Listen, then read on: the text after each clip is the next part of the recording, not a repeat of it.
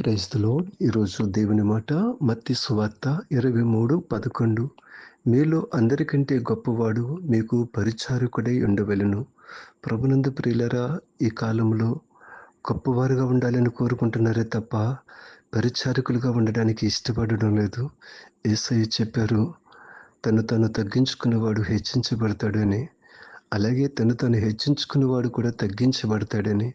ఈ భూమి మీద మనము ఒక ఉన్నతమైన వారుగా మారాలన్నా, గొప్పవారుగా మారాలన్నా, నిజమైన గొప్పవారుగా ఉండాలంటే మనము తగ్గింపు స్వభావము, పరిచర్య చేసే స్వభావము కలిగి ఉండాలి. ఎందుకో చాలామంది అహానికి పోతూ ఉన్నారు. నేనెందుకు తగ్గించుకోవాలని. అందరము యేసయ్య కలిగిన మనసును కలిగి ఉందాము.